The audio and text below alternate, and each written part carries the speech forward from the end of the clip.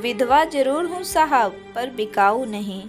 सजनिया ठीक ढंग से खिली भी ना थी कि मुरझा गई।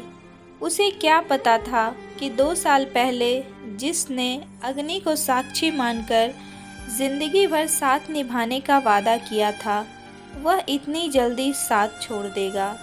शादी के बाद सजनिया कितनी खुश थी। उसका पति ललुआ उसे जी जान से प्यार करता था। वह उसे खुश रखने की पूरी कोशिश करता था। वह खुद तो दिन भर हाथ तोड़ मेहनत करता था, लेकिन सजनिया पर खरोंच भी आने नहीं देता था। मोहल्ले वाले सजनिया की एक झलक पाने को तरसते थे, पर सजनिया की यह खुशी ज़्यादा दिन टिक ना सकी। ललुआ खेत में काम कर रहा था, वहीं उसे जहरीले सांप ने काट लिया, जिससे उसकी मौत हो गई। बेचारी सजनिया विधवा की ज़िंदगी जीने को मजबूर हो गई, क्योंकि ललुआ तोहफे के रूप में अपना एक वारिस छोड़ गया था।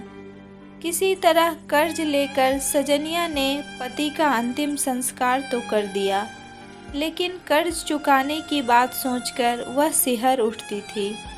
उसे भूख की तड़प का भी एहसास होने लगा था।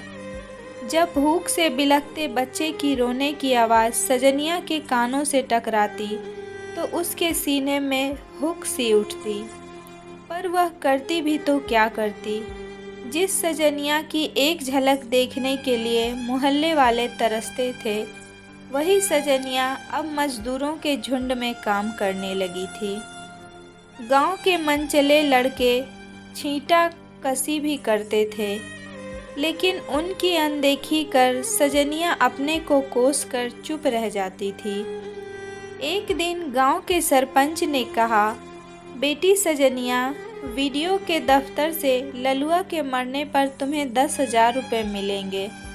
मैंने सारा काम कर दिया है, तुम कल वीडियो साहब से मिल लेना।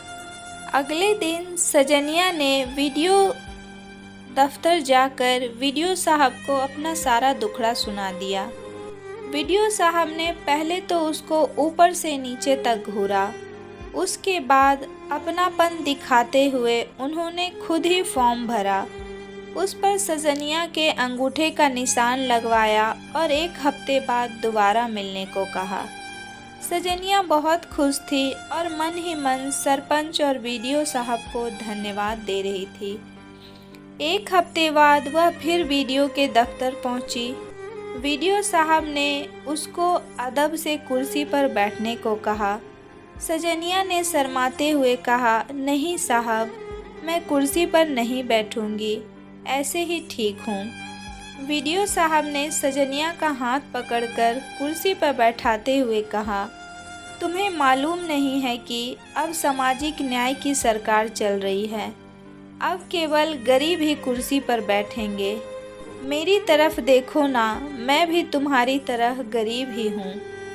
कुर्सी पर बैठी सजनिया के चेहरे पर चमक थी। वह यह सोच रही थी कि आज उसे रुपए मिल जाएंगी। उधर वीडियो साहब काम में उलझे होने का नाटक करते हुए तिरछी नज़रों से सजनिया का गठा हुआ वदन देखकर मन ही मन खुश हो रहे थे। तकरीबन 1 घंटे के बाद वीडियो साहब बोले, तुम्हारा सब काम हो गया है, बैंक से चेक भी आ गया है, लेकिन यहाँ का विधायक 1 नंबर का घूसखोर है। वह कमीशन मांग रहा था। तुम चिंता मत करो, मैं कल तुम्हारे घर आऊँगा और वहीं पर अकेले में रुपए दे दूँगा। वह थोड़ी नाउम्मीद तो ज़रूर हुई, फिर भी बोली, ठीक है साहब, कल ज़रूर आइएगा। इतना कहकर वह मुस्कुराते हुए बाहर निकल गई। आज उसने अपने घर की अच्छी तरह से साफ सफाई कर रखी थी। अपने टूटे फूटे कमरे को भी सलीके से सजा रखा था।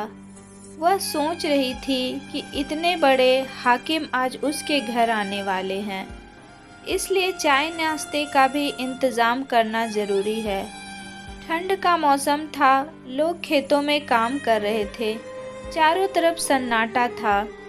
वीडियो साहब दोपहर ठीक 12 बजे सजनिया के घर पहुँचे। उसने बड़े अदब से वीडियो साहब को बैठाया।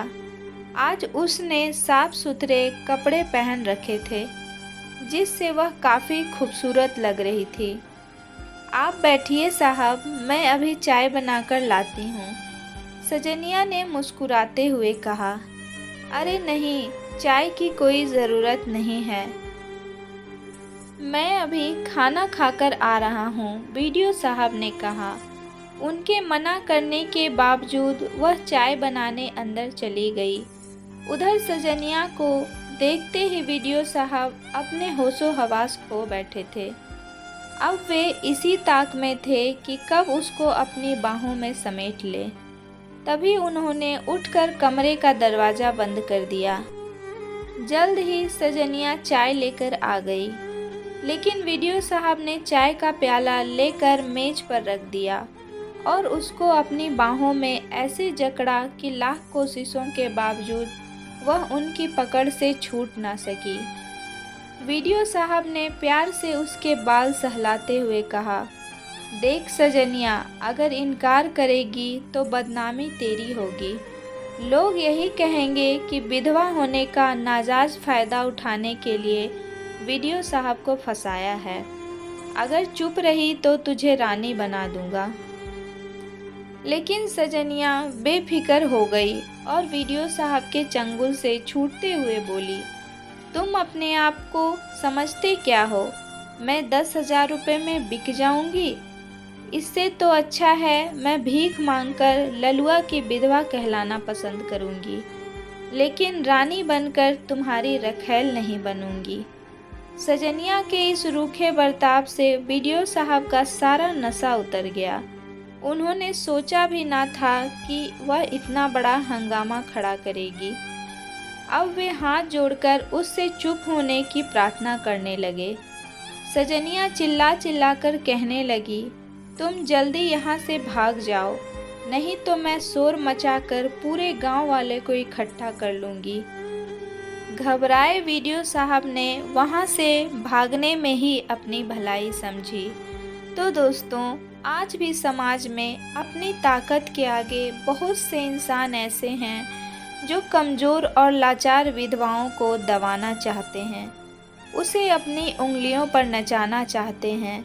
मैं पूछती हूँ, क्यों किसी की बेटी को आप गलत नज़र से देखते हैं?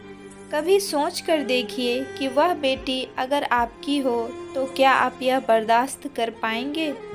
तो फिर दूसरों की बेटियों के साथ ऐसा व्यवहार क्यों? समाज में अभी भी बहुत सुधार की ज़रूरत है। लोगों की सोच बदलने की ज़रूरत है। जब तक यह सोच नहीं बदलेगी, तब तक लड़कियां और इस तरह की विधवाएं खुलकर नहीं जी सकेंगी। तो दोस्तों, आशा करती हूँ कि आज की कहानी आप लोग को बहुत ज़्यादा पसंद आई होगी। अगर पसंद आई हो तो प्लीज़ लाइक करें और ज़्यादा से ज़्यादा ज़रूर शेयर करें। कहानी सुनने के लिए आप लोग का बहुत बहुत धन्यवाद।